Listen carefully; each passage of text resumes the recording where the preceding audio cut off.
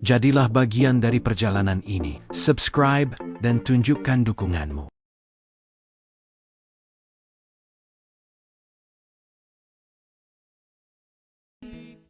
Bismillahirrahmanirrahim. Alhamdulillahilladzi fataha li awliyaihi baba mahabbatihi wa ta'atihi wa waffaqahum li ta'atihi wa khidmatihi. Ashhadu an la ilaha illallah wahdahu la syarika lahu fi uluhiyyatihi wa rububiyyatihi. Wa ashhadu anna sayyidana Muhammadan abduhu wa rasuluhu khairu khalqih. Allahumma salli wa sallim wa barik ala sayyidina wa maulana Muhammadin khairi khalqih wa ala alihi wa ashabihi wa azwajihi wa dzurriyyatihi wa atba'ihi, amma ba'du. Yang kita hormati dan kita cintai para habaib dan para alim ulama, para muhibbin, hadirin hadirat rahimakumullah. Pertama-tama kita panjatkan puji dan syukur yang setinggi-tingginya kehadirat Allah Subhanahu wa taala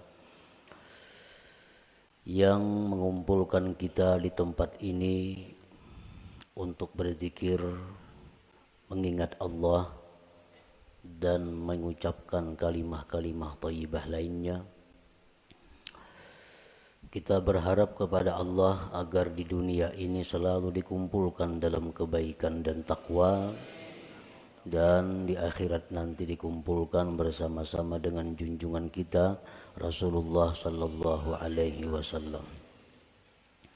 Salawat dan salam kita haturkan kepada junjungan kita Nabi besar Muhammad sallallahu alaihi wasallam dan kepada seluruh keluarga, para sahabat, zuriat dan pengikut beliau sampai hari akhir nanti. Para muhibbin rahimakumullah, sebelum kita membaca kitab Al-Hikam, terlebih dahulu kita mengenal bahwa kitab Al-Hikam ini dikarang atau disusun oleh seorang waliullah, yaitu Ahmad bin Muhammad bin Abdul Karim bin Abdurrahman bin Abdullah bin Ahmad bin Isa bin Husain ibni Athaillah, dan beliau wafat pada tahun 709 Hijriah di Kahirah, Mesir. Kemudian kitab Al-Hikam ini merupakan salah satu daripada yang beliau karang. Hikam itu adalah kalimat jamak yang artinya kumpulan daripada hikmah.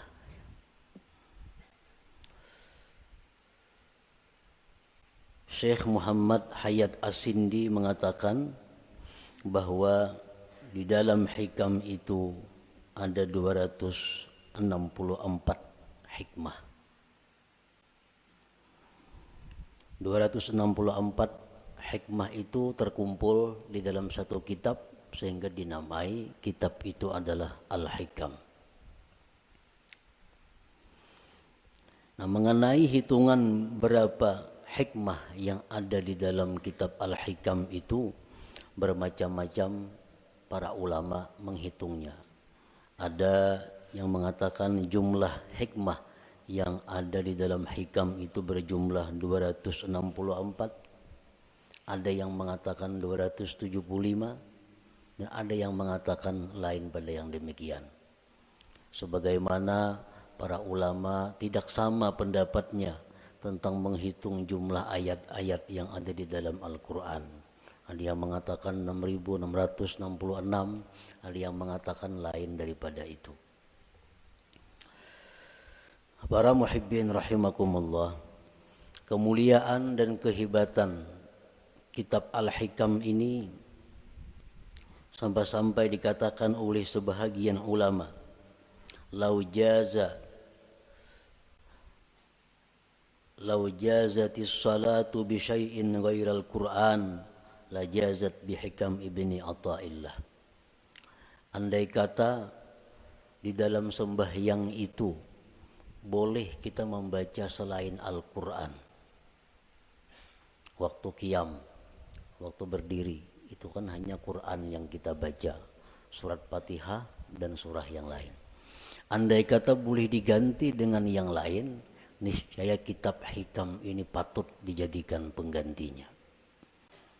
Niscaya kitab hikam ini boleh untuk dijadikan penggantinya. Kenapa demikian? Karena kehebatannya dalam lapas, susunan kata-katanya, dan makna-maknanya mengandung ilmu-ilmu yang bermanfaat bagi mereka yang membaca dan memahaminya. Para muhibbin rahimakumullah, kitab hikam itu satu matan yang banyak disyarahkan oleh para ulama. Berpuluh-puluh macam kitab syarah hikam. Intinya adalah menguraikan seluas-luasnya apa yang terkandung di dalam hikmah per hikmah yang ada di dalam kitab hikam itu. Nah, oleh karena itu di dalam kesempatan kita membaca kitab hikam ini, ulun kadang mengambil kepada satu kitab syarah hikam tertentu. Jadi artinya kita membaca matannya, kemudian kita ambil dari beberapa syarah-syarah yang ada yang telah dikarang oleh para ulama itu. Para muhibbin rahimakumullah, al-hikmatul ula, hikmah yang pertama di dalam kitab hikam, min alamatil i'timad 'alal amal nuqsanur raja inda wujudiz zalal. Nah, ini kalimat hikmah yang pertama di dalam kitab hikam itu. Min alamatil i'timad 'alal amal nuqsanur raja inda wujudiz zalal. Artinya, sebagian daripada tanda berpegangnya seseorang dengan amal, berkurangnya mengharap rahmat Allah ketika adanya kesalahan pada dirinya.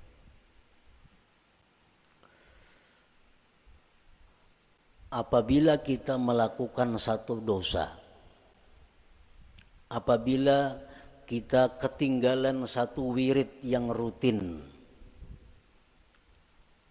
nah kemudian kita merasa jauh dari rahmat Allah,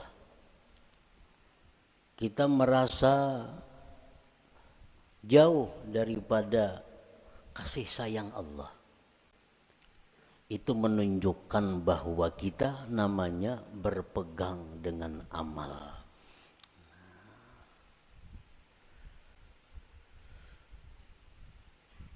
Orang-orang yang mulia, orang-orang yang sudah mengenal lebih jauh tentang Allah Subhanahu wa ta'ala, dalam keadaan apapun mereka itu tidak berkurang harapnya kepada Allah. Baik mereka dalam melakukan taat atau mereka sedang diuji dengan kemaksiatan, harap mereka kepada Allah tetap sama. Kenapa sebabnya? Karena mereka tidak berpegang kepada amal. Mereka itu berpegang kepada rahmat Allah, berpegang kepada anugerah Allah Subhanahu wa ta'ala. Para muhibbin rahimakumullah, Amal itu artinya adalah harakatul jismi awil qalbi. Itu ngarannya amal. Gerak tubuh, gerak jasad atau hati. Bila bergerak awak kita nih ngarannya beramal. Nah, bila bergerak hati kita ngarannya beramal. Itu arti amal. Fa in taharraka bima fihi sawab summiya ta'atan. Wa in taharraka bima fihi al-iqab summiyat maksiatan. Apabila gerak badan kita atau gerak hati kita itu ada pahalanya, itu ngarannya taat. Apabila gerak badan atau hati kita itu mengakibatkan kita disiksa, ngarannya maksiat. Jadi maksiat itu beramal juga. Mau kuat badan itu beramal jar. Orangnya penjudi. Kawah jadi padahal kan pak amalnya. Karena amal itu artinya gerak badan atau gerak hati. Bila bapahala ngarannya taat, bila maksiat ngaran, bilanya disiksa ngarannya maksiat. Itu arti amal. Para muhibbin rahimakumullah. Kemudian yang kita fokuskan perhatian kita adalah amal yang mendatangkan sawab, pahala atau taat. Kita tinggalkan amal yang mendatangkan siksa, yaitu maksiat. Nah, amal taat ini ada 3. Amal taat itu ada 3. Pertama ada amal syariat ngarannya. Yang kedua ada amal tarikat. Yang ketiga ada amal hakikat. Ini ketiga-tiganya adalah taat. Ketiga-tiganya adalah taat. Baik amal kita ini syariat, baik amal kita ini tarikat, atau amal kita itu hakikat, itu sama-sama mendatangkan pahala.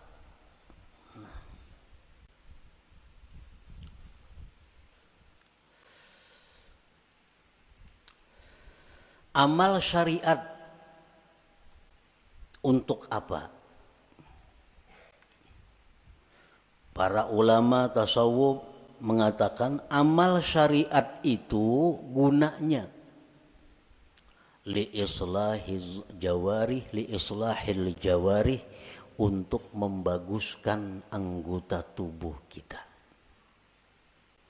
Membaguskan mata, membaguskan telinga, membaguskan mulut, membaguskan tangan, membaguskan kaki.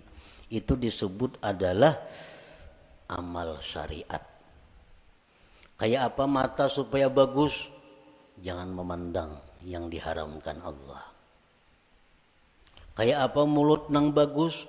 Jangan berkata-kata yang dilarang Allah.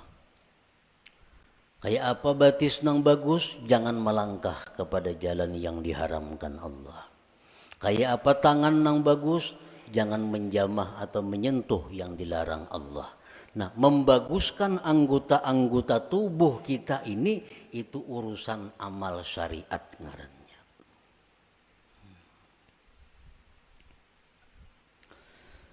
Wa amalut tariqah li islahil qulub. Sedangkan amal tarikat itu untuk membaguskan hati.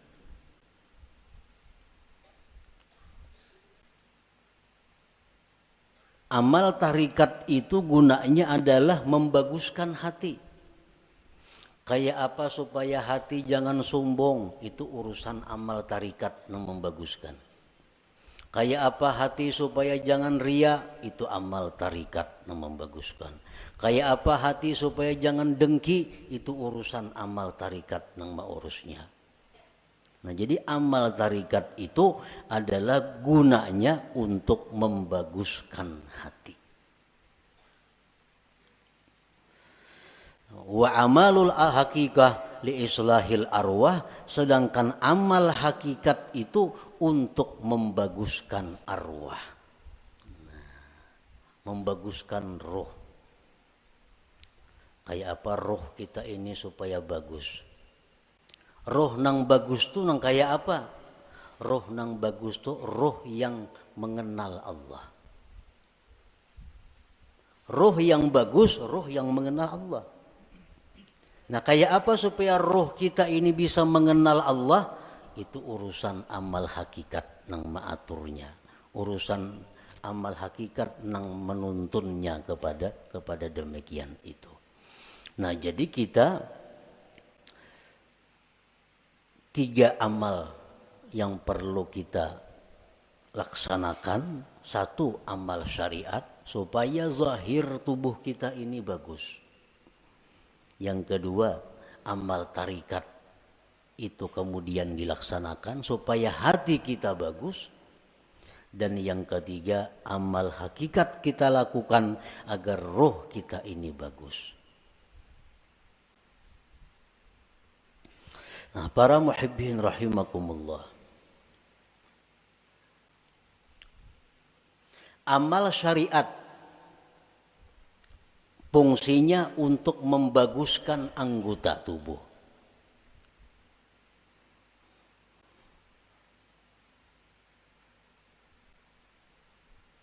Amal syariat fungsinya untuk membaguskan anggota tubuh. Apa inti daripada amal syariat itu? Amal syariat itu saling banyakan. Tetapi kembali kepada 3 pokok. 3 pokok inilah yang disebut dengan amal syariat. Pertama, tobat. Nah, pertama tobat. Yang kedua, takwa. Yang ketiga, istiqamah.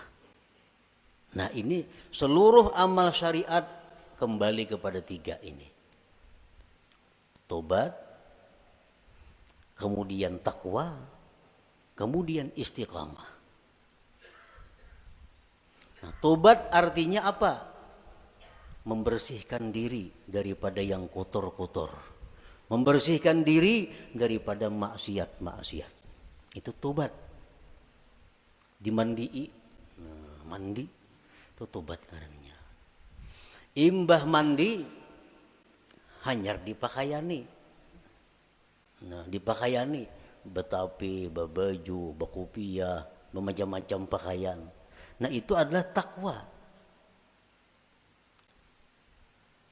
Nah, kayak apa supaya jangan lepas pakaian itu dari kita? Ngarannya istiqamah. Manbanu beselawar, manbanu betilanjang tuh ada istiqamah ngarannya. Istiqamah ini selalu berpakaian. Nah, artinya apa? Selalu menjunjung perintah Allah, menjauhi yang dilarang Allah dalam keadaan apapun. Itu istiqamah. Dalam keadaan susah, rajin ibadah. Dalam keadaan kaya, rajin ibadah. Dalam keadaan sakit, rajin ibadah. Dalam keadaan sihat, rajin ibadah. Dalam keadaan apapun ibadah kada tertinggal. Ini ngarannya istiqamah. Nah, 3 hal itu urusan amal syariat.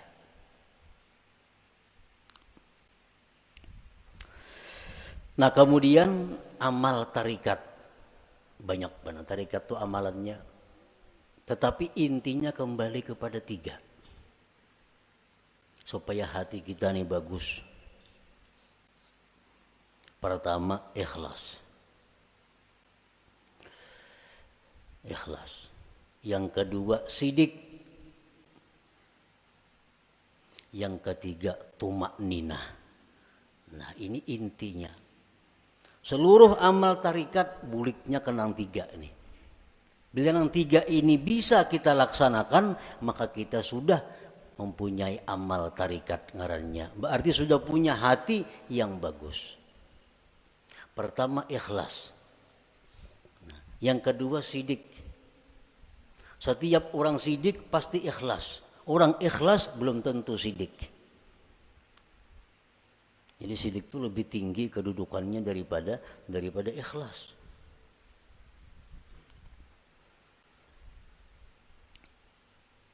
Orang sembahyang itu bisa ikhlas, belum tentu sidik. Belum tentu sidik. Buktinya apa? Belum tentu sidik. Seringkali kita mengucap dalam sembahyang itu Bismillahirrahmanirrahim, mulut kita, tapi hati kita di manakah? Hati kita di rumah. Itu kada jujur ngarannya. Kalau orang yang jujur mulutnya Bismillahirrahmanirrahim, hatinya Bismillahirrahmanirrahim.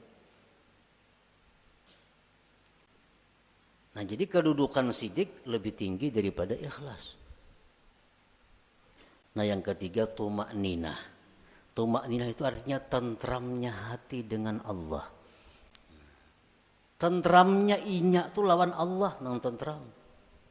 Lawan keluarga, anak, bini, laki, duit, harta, kekayaan, pangkat itu kadang membuat inya tentram. Tapi begitu mengingat Allah, hatinya tentram. Nah, ini tumakninah. Ini urusan tarikat. Urusan tarikat. Jadi kalau orang sudah lulus dalam tarikat itu pasti tentram dengan Allah. Alladzina amanu wa tatma'innu qulubuhum bidzikrillah, ala bidzikrillah tatma'innul qulub. Ini untuk orang tarikat. Nah, orang-orang yang beriman itu tentram hatinya dengan mengingat Allah. Nah, jadi kalau kita sudah bertarikat,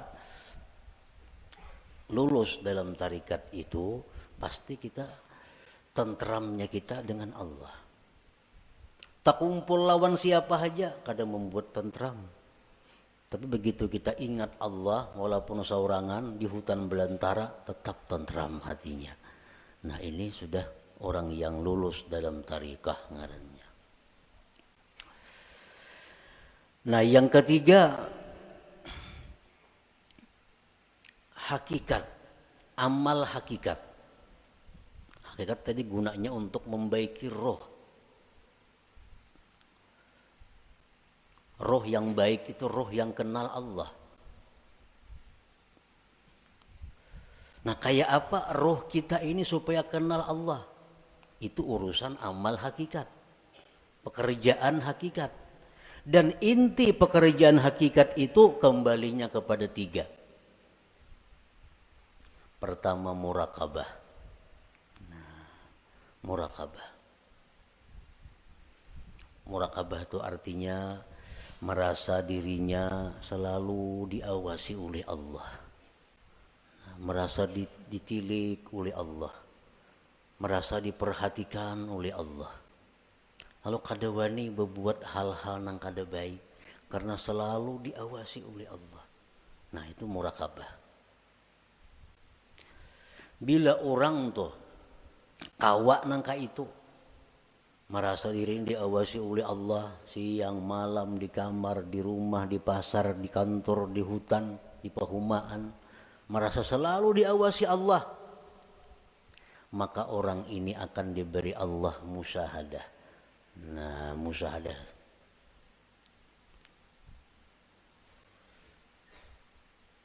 Bila orang itu sudah musyahadah lawan Allah, ngarannya ma'rifat lawan Tuhan. Jadi amal hakikat ini tiga, murakabah, musyahadah, ma'rifat. Itu amal hakikat ngarannya.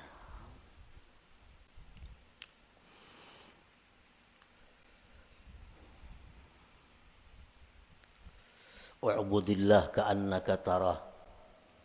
Beribadahlah kamu kepada Allah seolah-olah engkau itu melihat Allah. Nah, itu musyahadah. Beribadahlah engkau melihat Allah. Itu musyahadah ngarannya. Tapi fa illam takun tarah, jikalau engkau belum mampu melihat Allah, fa innahu yarak, Allah melihat engkau. Nah, itu murakabah ngarannya. Kalau kita merasa dilihat oleh Allah siang, malam, bisukan, kemarian, dimanapun merasa dilihat oleh Allah, itu ngarannya kita murakabah. Satu saat kalau kita terus menerus demikian, kita akan musyahadah. Kita akan musyahadah. Bila musyahadah tuh diberi ma'rifat ujung-ujungnya. Nah, amal hakikat itu 3 macam. Muraqabah, musyahadah, ma'rifah. Nah, para muhibbin rahimakumullah. Jadi amal ada 3. Amal syariat, yang pertama kita laksanakan amal syariat. Tobat, takwa, istiqamah. Supaya apa? Zahir tubuh kita bagus. Yang kedua, amal tarikat. Supaya hati kita baik. Dengan apa? Ikhlas, jujur, tumakninah. Tentram dengan Allah. Yang ketiga, amal hakikat. Supaya roh kita ini baik. Muraqabah, musyahadah, ma'rifat. Para ulama sufi mengatakan la yasihul intiqal ila maqamin hatta yuhaqqika ma qablah. Tidak sah seseorang itu berpindah ke suatu makam, ke suatu amal, ke suatu perbuatan sebelum memantapkan sebelumnya. Sebelum mantap nang pertama jangan berpindah. Nang pertama apa tugas kita? Syariat. Amal syariat. Nah, jangan hendak masuk ke amal tarikat amun ini belum mantap. Jadi apa yang harus kita mantapi terlebih dahulu? 3 perkara. Tobat, takwa, istiqamah. Nah, 3 ini diurus. Bila 3 ini kita sudah mantap, nah hanya kita naik ke amal tarikat. Pertama tobat. Jadi pengertian tobat ini jangan kita beranggapan bahwa nang batubat itu orang-orang periman nang perlu kada. Kita ini perlu kepada tobat. Jangan dianggap orang nang tengah jalan itu nang harus batubat. Jangan orang-orang nang kada karuan itu kita anggap inya perlu batubat. Sebenarnya kita sendiri mesti selalu tobat. Kita tiap hari mesti tobat. Kita merasa kadang-kadang orang aja yang perlu batubat, seorang kada perlu asa baik. Nah ini nang kada mau naik kelas. Umuran itu aja. Kenapa? Karena bila merasa tubat orang nang perlu batubat, seorang ini asa bujur sudah. Pada tubat itu perlu setiap orang. Walaupun lain-lain bentuk tubatnya. Sebagian orang ada yang mesti tobat daripada kafir. Sebagian orang ada yang perlu tobat daripada dosa besar. Sebagian orang ada yang perlu tobat dari dosa kecil. Sebagian orang ada yang perlu tobat daripada makruh. Tobat daripada khilaful aula yang kurang baik. Jadi setiap manusia dengan tingkatan apapun itu mesti tobat.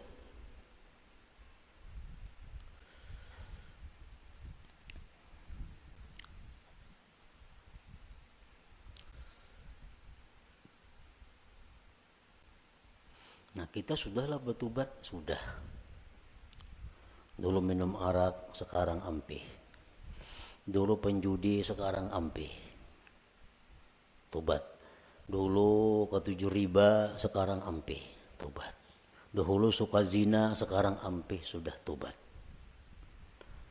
Nah cuma tahukah kita tobat kita itu diterima atau kada? Nah, karena orang nang ampih itu belum tentu diterima.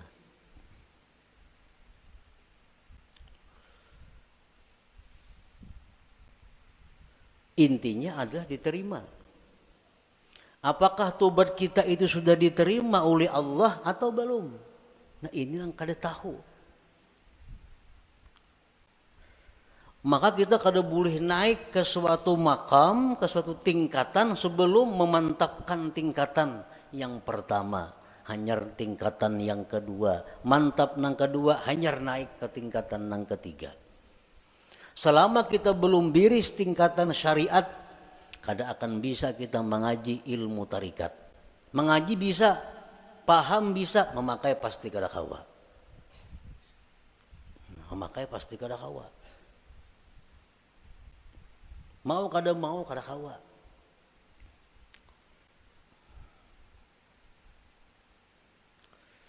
Tarikat belum biris, belum matang, belum selesai, kada akan bisa naik kepada hakikat. Maka dengan hakikat itulah kita bisa dapat kepada ma'rifat. Nah, jadi diibaratkan itu ma'rifat itu satu mutiara. Nah, mutiara, andaknya mutiara itu di dalam ruangan nang halus, muat awak. Ruangannya muat awak. Ruangan nang halus ini andaknya di sebuah kamar. Nah, kamar kawah jorong boleh membaandam. Dan kamar itu andaknya dalam sebuah rumah. Nah, rumah ini mau naik sepeda motor kawah aja ke rumah. Nah, jadi kita kada bisa masuk ke rumah kalau kita masih banyak bawaan. Ada kawa. Kalau kita masih banyak bawaan kita ini masih berinting, sering banyakan bawaan. Kalau kita bakajal ke rumah, kada kawa. Buangi nang kada perlu supaya kita kawa masuk ke rumah. Nah, motor ditinggal, nang mana diisi motor, toko ditinggal. Kalau mangkut toko ke rumah, kada kawa. Nah, kios ditinggal, kabun ditinggal, kada muat rumah. Nah, jadi nang kau masuk ke rumah hanya barang-barang tertentu. Nah, artinya apa? Syariat itu laksana rumah. Begitu kita masuk syariat, banyak nang kita tinggalkan. Riba tinggalkan, permainan tinggalkan, zina tinggalkan, semua aja tinggalkan. Kawa tuh kita masuk ke rumah. Nah, sepeda motor kawa dibawa ke rumah, sepeda kawa dibawa ke rumah. Begitu kita hendak masuk kamar, nah, ngalih hambo sepeda motor ke kamar, ngalih membawa kendaraan ke kamar itu, pas ditinggal di luar kamar, baka karasan kada kawa bahanjuran. Nah, sama halnya kita ini kalau hendak masuk kepada tarikat, buangi gawian-gawian yang lain-lain supaya kita muat bandak di situ. Nah, hendak masuk pulang ke hakikat, halus kamarnya muat awak, jam tangan gin dipacul kada kawa. Kacamata santok pacul juga. Nah, muat beti lanjang aja kawa lagi. Nah, hanyar kawa kita masuk ke kamar nah halus tuh untuk mengambil yang berharga yaitu mutiara atau ma'rifat itu. Nah, itu artinya kita kada kawa melangkah ke situ kalau sebelum matang nang pertama. Nah, syariat ini nang dibiriskan terlebih dahulu. Cara kita berjual beli, cara kita bergaul, cara kita makan, cara kita berpandir, cara kita berpakaian sesuaikan dengan syariat. Bila kada sesuai lawan syariat, hendak ke hakikat kada bisa. Jamin kada bisa. Napanya bisa? Pandirnya aja. Pandirnya aja bisa. Praktiknya kada bisa. Itu sudah hukum, ketentuan. Syariat kada mantap, kada kawan naik ke tarikat. Tarikat kada mantap, kada kawan naik ke hakikat. Nah, jadi fokus kita ini adalah membaguskan dahulu syariat kita. Kayak apa membaguskan syariat? Tobat. Nang ketujuh menggibah, tobat. Nang ketujuh riba, tobat. Nang ketujuh memakai pakaian haram, tobat.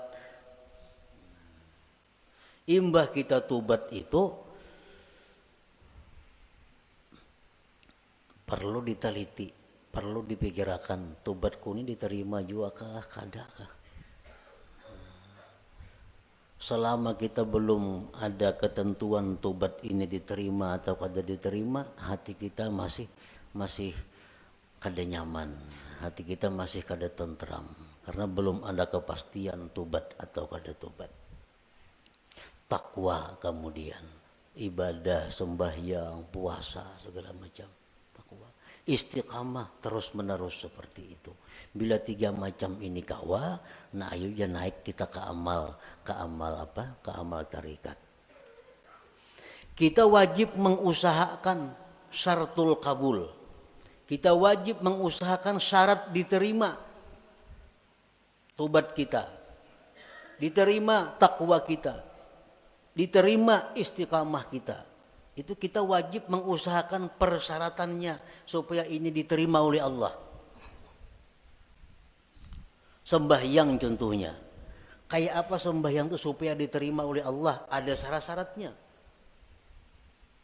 Yang pertama, supaya sembahyang itu diterima oleh Allah, syaratnya adalah ilmu.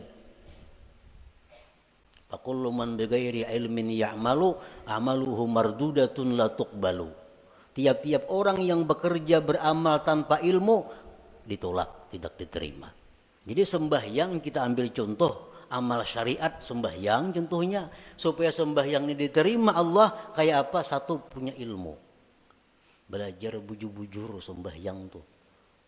Rukuk kayak apa, sujud kayak apa, amun masbuk kayak apa, kada salat membaca Fatihah kayak apa caranya. Nah, bujur-bujur belajar sembahyang supaya sembahyang kita diterima. Yang kedua, supaya diterima sembahyang itu ikhlas. Berhubung ini amal syariat, ikhlasnya pun ikhlas syariat. Ikhlas syariat yang kayak apa? Sembahyang mengharapkan surga, sembahyang karena takut lawan api neraka, ikhlas menurut syariat. Sembahyang kita mudahan masuk surga dengan itu syariat bujur, ikhlas. Kenapa sembahyang? Takutan kalau pindah ke neraka mati, itu ikhlas dalam syariat. Jangan ada tujuan lain sembahyang. Contoh kita ambil contoh sembahyang supaya dipuji orang, supaya dihormati orang, dimuliakan orang. Jangan ada sedikit pun dalam hati demikian. Ikhlas. Yang ketiga, syaratnya diterima itu sembahyang atau amal-amal ibadah lainnya muwafaqatus syurut wal arkan wal adab. Sembahyang kita ini sesuai syarat. Penuhi syarat-syaratnya apa? Rukun-rukunnya apa? Adabnya apa? Orang hendak sembahyang mesti berwudu, suci daripada hadas najis, menutup aurat, menghadap kiblat, masuk waktu. Nah, penuhi. Bersihin najis, sucikan hadas dengan wudu, tutup aurat, tunggu waktu sembahyang, bila masuk hanyar sembahyang. Nah, itu syaratnya sudah biris. Syaratnya biris, rukunnya, rukun sembahyang. Rukuk kayak apa, bacaan Fatihahnya kayak apa, sujudnya kayak apa, sesuaikan dengan aturan. Embah itu pulang adab. Walaupun sembahyang ini syaratnya cukup, rukun cukup, tapi kada beradab, itu bisa kada diterima.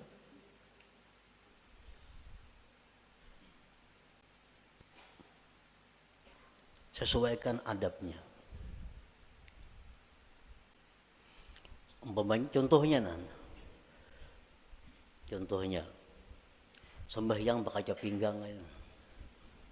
Allahu Akbar, nah berkaca pinggang. Ini lawan syarat kada bertentangan, lawan rukun kada bertentangan, tapi adab bertentangan. Allah kada menerima sembahyang kayak ini. Harap tinggi Tuhan sembahyang kayak itu. Allahu Akbar. Nah. Jadi adab sembahyang termasuk nang sunat-sunat dalam sembahyang dilaksanakan. Yang keempat, ada mubtilat wal mukrihat wal makruhat.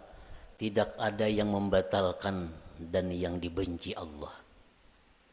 Sembahyang atau ibadah kadang membatalkan, kadang dibenci Tuhan. Kita gawi semua nang sunat, jauhi nang makruhnya. Yang kelima, al-halal fima yata'allaqu bih, halal pada sesuatu yang berhubungan dengannya. Nah, pada berhubungan makan, minum untuk tenaga, pakaian, tempat, itu mesti halal. Rasulullah bersabda, man akala luqmatan min haram lam tuqbal minhu salatu arba'in lailah. Orang yang makan satu suap daripada makanan yang haram tidak diterima sembahyang 40 malam. Sasuap tuh kita makan nang haram 40 malam sembahyang kita ditolak Allah. Sepiring berapa suap?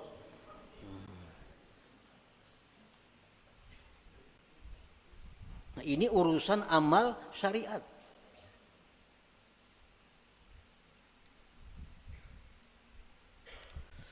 Pakaian kita mesti halal. Rasulullah SAW bersabda, man ishtara sauban bi asri darahim bisamanihi dirhamun haram lam yakbalillah salatahu ma dama alaihi minhu syai.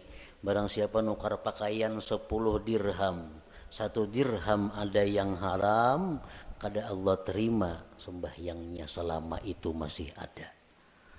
Nah, jadi kalau amal syariat ini kita biriskan dan kita usahakan syarat diterima oleh Allah, nah hanya kita melangkah ke amal hak tarikah, hanya ke amal tarikah. Para muhibbin rahimakumullah, Imam Ahmad ibnu Athaillah tadi mengatakan, termasuk tanda orang yang berpegang dengan amal, kurangnya berharap kepada Allah ketika terjadi maksiat pada dirinya. Nah, sekarang kita tadi beramal, tobat sudah kita laksanakan, syarat-syarat untuk diterima sudah kita laksanakan, takwa sekarang ini kita laksanakan, istiqamah kita laksanakan. Jangan sekali-kali kita berpegang, kita condong, kita gembira dengan tobat, takwa, dan istiqamah itu. Jangan sekali-kali kita berpegang, jangan sekali-kali kita bersandar, jangan merasa gembira dengan tobat, takwa, dan istiqamah tadi. Kenapa sebabnya? Karena takwa, tobat, istiqamah itu bagian amal syariat tuh, itu kada akan bisa memasukkan kita ke dalam surga. Ada perlu kita gembira dengan itu. Lalu apa nang kita gembirakan? Nang kita banggakan, nang kita gembirakan itu adalah rahmat Allah nang datang kepada kita sehingga kita bisa tobat, bisa takwa, bisa istiqamah. Nah, rahmat Allahnya ini nang kita gembirakan, bukan takwanya. Nah, bila kita menggembirakan dengan takwa yang kita lakukan, ngarannya berpegang dengan amal. Bila orang berpegang lawan amal itu, lawan Tuhan turun naik. Bila banyak maksiat asa jauh lawan Tuhan. Bila berbuat taat asa parak lawan Tuhan. Padahal Tuhan tuh ada jauh berparak sebenarnya. Nah, di situ kelemahan tauhid kita. Kenapa kita bila berbuat maksiat asa jauh lawan Tuhan? Berbuat taat asa parak lawan Tuhan. Karena kita berpegang lawan amal. Jangan kita berpegang dengan rahmat Allah, apapun keadaan kita selalu dekat dengan Allah. Baik dalam maksiat kita dekat dengan Allah, waktu taat dekat lawan Allah, karena kita berpegang lawan Allahnya, bukan dengan amal kitanya. Nah, ini min alamatil i'timad 'alal amal nuqsanur raja inda wujudiz zalal. Rasulullah SAW bersabda, la yadkhula ahadukumul jannah bi amalihi. Seseorang kamu, ujar Nabi, selamanya tidak akan bisa masuk surga dengan amalnya. Nah, buat apa kita berpegang lawan amal? Buat apa kita gembira dengan tobat, gembira dengan takwa, gembira dengan sembahyang? Nah, apa gembira akan? Itu kadang membawa ke surga, ujar Nabi kita. Qalu wala anta ya Rasulullah, qala wala ana. Aku pun ya Nabi, amalku kada bisa masukkan aku ke surga. Illa ayyatagammadani Allah birahmatih, kecuali Allah yang meliputkan aku dengan rahmatnya. Nah, rahmatnya ini yang kita gembirakan. Oh, kita gembira, kita suka tobat sebab Allah memberikan rahmat kepada aku. Bukan dengan tobatnya kita gembira, tapi dengan rahmat yang diberikan Allah kepada kita. Nah, itu yang kita pegang. Bila kita memegang rahmat Allah, kita kada akan berubah dengan Allah dalam keadaan taat atau dalam keadaan maksiat. Nah, inilah inti daripada yang dimaksud dalam hikmah yang pertama Imam Ahmad Ibnu Athaillah, min alamatil i'timad alal amal nuqsanur raja inda wujudiz zalal. Tanda orang yang berpegang dengan amal, kurang berharap, rasa jauh bila mana dia maksiat kepada Allah, padahal kada boleh itu. Jadi kita dalam taat dekat dengan Tuhan. Kita waktu maksiat pun jangan merasa jauh lawan Tuhan, tetap dekat dengan Tuhan. Karena maksiat taat itu adalah bagian daripada amal. Amal kada perlu kita pegang. Yang kita pegang adalah Allah, rahmatnya dan anugerahnya. Nah, kemudian sesudah itu al-hikmatus saniyah, hikmah yang kedua daripada Imam Ahmad Ibnu Athaillah, iradatuka tajrid ma'a ikamatillah iyyaka bil asbab minasyahwatil khafiyah wa iradatukal asbab ma'a ikamatillah iyyaka bit tajrid inhitatun anil himmatil aliyah. Nah, itu kita baca insyaallah pada minggu yang akan datang. لحضرة النبي صلى الله عليه وسلم الفاتحة. أعوذ بالله من الشيطان الرجيم. بسم الله الرحمن الرحيم. مالك يوم الدين. إياك نعبد وإياك نستعين. اهدنا الصراط المستقيم. يا الله بها يا الله بها يا الله بحسن الخاتمة. يا الله بها يا الله بها يا الله بحسن الخاتمة. يا الله بها يا الله بها يا الله بحسن الخاتمة. فيا أيها الراجون منه شفاعة صلوا وسلموا تسليما. اللهم صل وسلم وبارك عليه.